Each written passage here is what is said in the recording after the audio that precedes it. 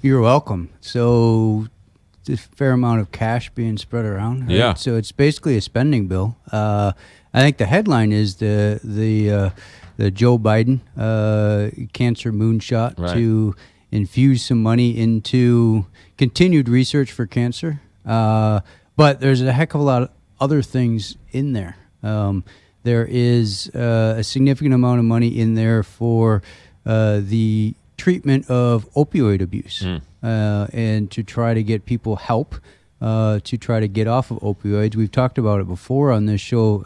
It's been a few months, but opioid addiction, one of the highest rising addictions in the country. This is prescription painkillers as well as off the street opioids, and so hopefully that provides some benefit. Some psychiatric care benefit, some Alzheimer's and dementia research efforts in there as well.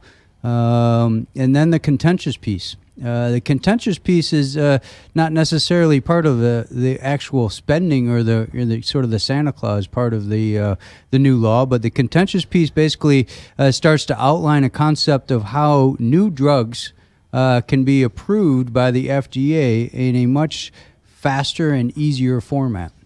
So the current format is that you have to have a very large scale, what we call clinical trial, which clearly shows the benefit of a new drug and the minimization of the potential harm or side effects of that. And the FDA has held a high bar with respect to what that means. And the other concomitant story I saw this morning was that in the year 2016, there were the fewest number of drugs passed by the FDA, new drugs, in a long time. The last 2 years have been over 40 drugs approved. This year was under 20.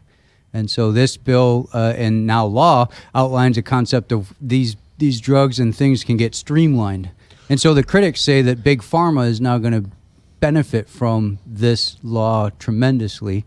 And the average patient or potential consumer will not. But there's always criticism. Just because a drug is approved faster doesn't mean it works any better. Doesn't mean it works at all. It doesn't mean it works any less. What it potentially, so in the upside, what it potentially means is that the company has to spend hundreds of millions of dollars less money to get that drug approved. The theory in that would be that if they don't have to spend hundreds of millions of dollars more for the drug to get approved, then that price won't be passed on to the consumer. So potentially newer drugs could be more affordable. There's a lot of skeptics out there that probably just cringed when I said that, but that's the theory. Right. And I'm sure in some instances it's true, but also on the other side of that, the negative side of it is, great, all this hype about a drug, we don't really have the clinical trials to find out if it works. It might be just a glorified sugar pill that you're spending a lot of money to make yourself feel better when it doesn't really work.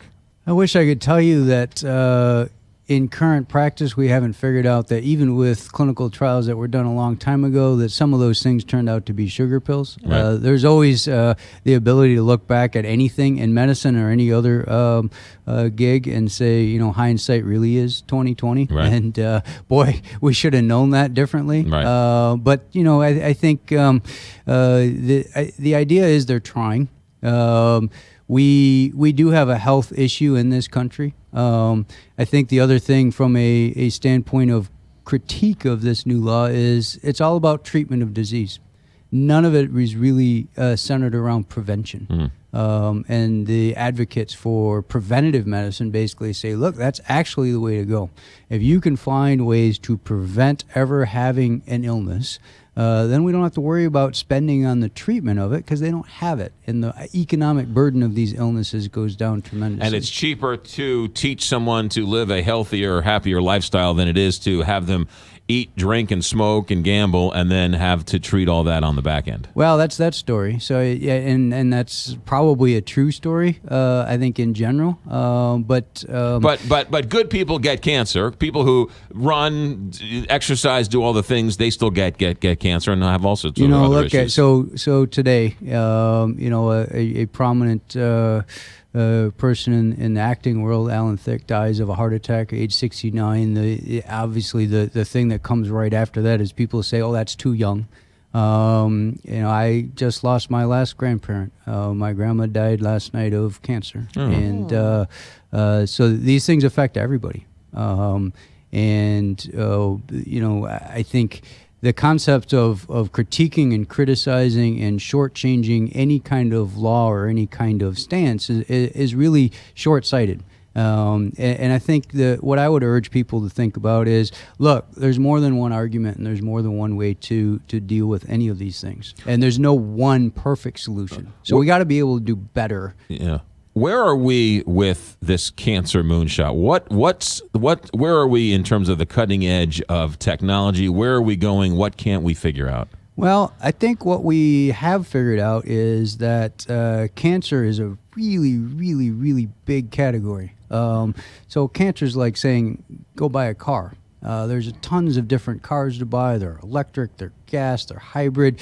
They got 4 doors, 2 doors, hatchbacks, all the other stuff. So there is a whole lot of different cancers, and they all act totally different. So breast cancer is totally different than colon cancer, which is totally different than lung cancer. And so, I think we've come a long way in some individual cancers. The treatments have gotten more refined. The concept of targeting cancer cells directly, so looking for individual cancer cells, understanding that some of them have markers, sort of like the sign on their back saying, hey, I'm cancer. And if we can target that marker, then we can selectively target the cancer versus the old school way. And the old school way is basically chemotherapy, which kills non-selectively a lot of cells.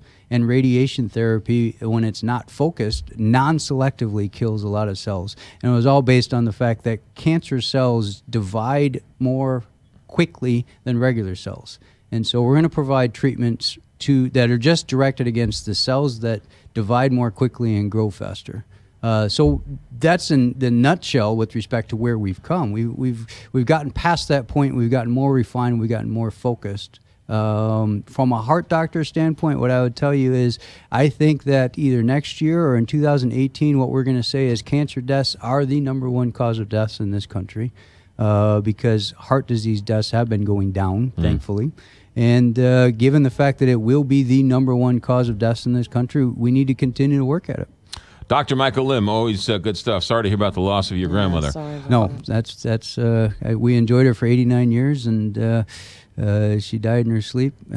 So thanks for condolences, but we celebrate life. There you go. Dr. Michael Lim, cardiologist with SLU Hospital and SSM SLU Hospital. Doctor, thanks. Best of luck. Thank you. Thanks for